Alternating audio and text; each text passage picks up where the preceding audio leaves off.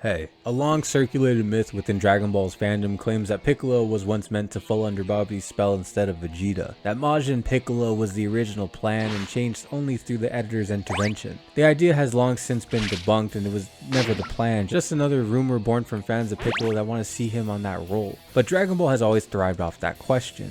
What if? And interestingly enough, several games decided to ask that question anyway.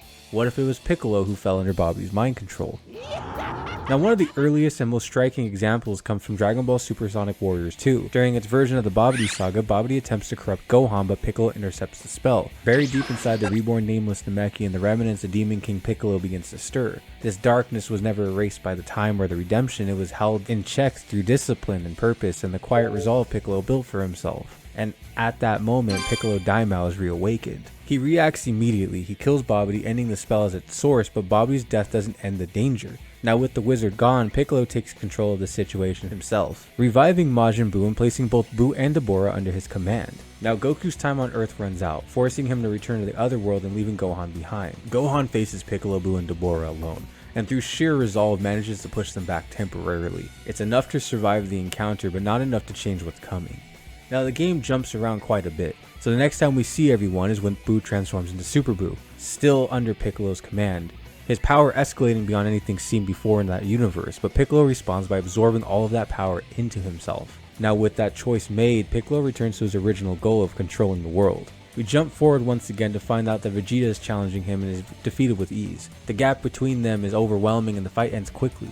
Now with Vegeta down, Gohan and Dende retreat to the lookout, hoping to reach Piccolo before damage becomes more permanent. Piccolo moves first. He revives Frieza and Cell, binding them to his will and using them as his weapons. The final battle places Piccolo, empowered by Buu's absorbed strength, alongside Frieza and Cell, facing off against Gohan, Vegeta, and Dende, whose role is limited to support. The fight is brutal. It's long fought, unbalanced, but one by one, Frieza and Cell fall again. And when they're gone, Piccolo is left alone. Gohan speaks to him and pleads to his friend to return to normal, that the connection is enough. The grip of Demon King loses, the grip of Piccolo Daimao loosens and he regains composure. Before the what if can end though, we get a look at this new timeline where Gohan, Goten, Videl, and Piccolo are training on the lookout, with Piccolo thinking to himself about the difference between Gohan and Goku. The next story happens in Dragon Ball Z Shin Budokai Another Road on the PSP. It's an alternative take on the future Trunks timeline where Trunks returns to the past to get help from his friends to take on Majin Buu. Now once here, Piccolo falls under Babidi's influence. The wizard's mind-controlling magic doesn't override Piccolo's will so much as dig beneath it, exploiting the dormant remnants of his past life as Piccolo Daimao. Now what emerges is the Demon Clan personality Piccolo thought he had long since buried, resurfacing with renewed strength and much more evil intent. And now empowered by Babidi's magic, Piccolo becomes a major threat in his own right, so much so that he briefly turns the tables and wrests control of Babidi's forces for himself. It's a familiar pattern by this point, but Piccolo's fall isn't defined by obedience but by his dominance. The spell is eventually broken when the Z Fighters defeat him in battle, severing Babidi's hold and allowing Piccolo to return to himself, left to reckon with how easily the past was able to resurface. A similar idea plays out again in Tenkaichi Tag Team, where Piccolo fully replaces Vegeta's role in the Majin Buu arc. This time he succumbs completely to Babidi's control and seeks out Goku, driven by the lingering resentment from their unfinished rivalry at the World Tournament years earlier. The power Babidi grants him elevates Piccolo to the same level of Super Saiyan 2 Goku, and their intensity of the clash provides the energy needed to revive Majin Buu.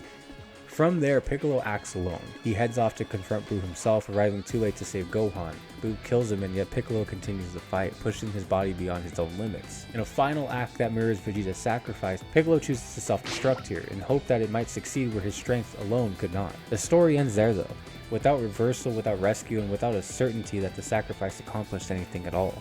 The next story happens in Dragon Ball Z Extreme Butōden. Now this game approaches the concept from a different angle. It's an exclusive story, functions as a strange continuation of Dragon Ball GT set after the defeat of the Shadow Dragons. Because the Dragon Balls still exist, their accumulated negative energy gives rise to Omega Shenron once again, warping time and space as he gathers minus energy. Elsewhere on Earth, Cell resurfaces to begin a second Cell game, while Babidi quietly works in the background, harvesting energy for another Majin Buu. When Goku encounters Babidi, the wizard reveals that he's reawakened the Demon King within Piccolo's own consciousness. Piccolo is ordered to attack Goku, using their battle to generate energy for Buu's revival. The fight unfolds less like a rivalry and more like a test of resolve. Goku ultimately manages to break through by invoking Gohan's name, pulling Piccolo back from the brink and restoring his control. But after this battle, Piccolo is left unsettled. The encounter shakes his confidence, forcing him to confront the idea that his training and discipline may not have been enough if Babidi can still reach into his mind. Babidi escapes with the energy he's gathered, and Piccolo is left standing with the weight of that realization. All of these stories exist in the same strange space, familiar, compelling, and intentionally removed from the source material. They prove that Majin Piccolo is a concept with some weight to it. It works on some thematic levels. The idea that Piccolo's past could resurface, the shadow of Piccolo Daimao never fully disappearing, feels honest to who he is and where he came from. The idea even mimics our own life. Every day we carry the weight of who we used to be, even as we try to move forward. Growth isn't about erasing those past versions of ourselves, but resisting the pull to return to them when things get difficult. The struggle itself isn't proof of a failure, it's proof that change is something we choose again and again. And in that way, Piccolo stands as a reminder that overcoming your past isn't a single victory. It's a discipline you commit to every day, even when the old voice still knows your name. But despite all that, that's why these stories work best as alternatives. In the manga, Piccolo's journey is defined by restraint rather than his relapse. His growth isn't about conquering evil again and again, but about living with that knowledge that he once existed. Letting him fall officially would risk flattening that progress, turning a story of discipline and self-mastery into a repeated cycle of corruption and recovery. What makes Piccolo compelling is that he chooses not to fall even when the past is close enough to touch. The games understand this. They use Piccolo as a way to explore what happens when that discipline slips, when old wounds reopen, when power is taken instead of earned, and in nearly every version the resolution is the same. Piccolo returns to himself through connection to his training, to his purpose, and most often through his mentee Gohan. So while Majin Piccolo is fascinating, even haunting, it's not the path Dragon Ball needed to take. As a what if, Majin Piccolo adds some depth to the conversation, as the replacement to Vegeta would have taken something away. And in a sense, these stories reinforce Piccolo's arc by showing us exactly why he never needed to fall again. But like always, I want to hear what you guys have to say. Do you like the idea of Majin Piccolo, or do you think Piccolo's journey ended perfectly where it did?